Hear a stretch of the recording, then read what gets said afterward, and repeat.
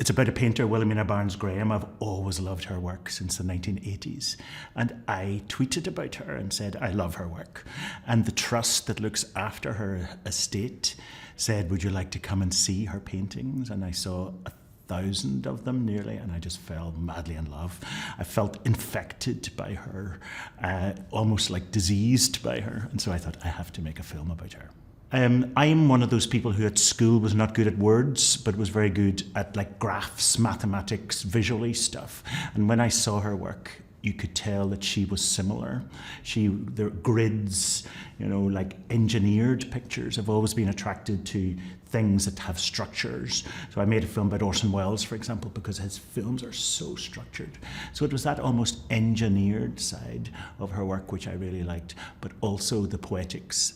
She absolutely loved the natural world, and you could feel that combination of engineering and poetics. I always start with a sketch, a very quick sketch of the film. I draw it out, and once that's drawn, then I stick to the plan. So in this case, the film starts with a chapter called From a Distance, and I knew that when we got to the end of the film, we should repeat that idea from a distance. I really like circular structures where you begin and end in a similar place. And so the quick sketch that I drew, we stuck it on the edit suite wall, and that's what we edited to. This is my 24th feature-length film, and the challenge is always the same, I think, to avoid banality, to avoid the obvious way of doing things, because no matter how exciting your subject is, you can fail if you do the obvious, the conventional, the cookie cutter, etc. So in this case, I realized I didn't want to make a film about this woman's life. I don't love biographical films. I wanted to make it about her brain. So a portrait of a brain, and that excited me.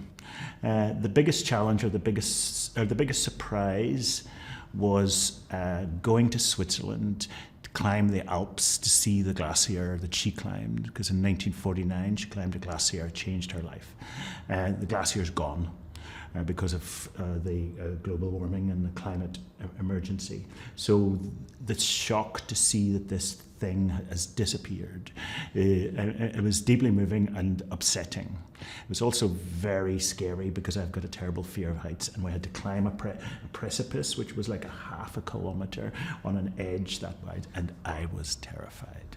It's lovely, I think this is probably my 10th or 11th film that I've had at Edinburgh Film Festival. Edinburgh is my hometown, so it's the home audience. It's like coming back to the harbour after you've gone out around the world, and so it's always very special here for me.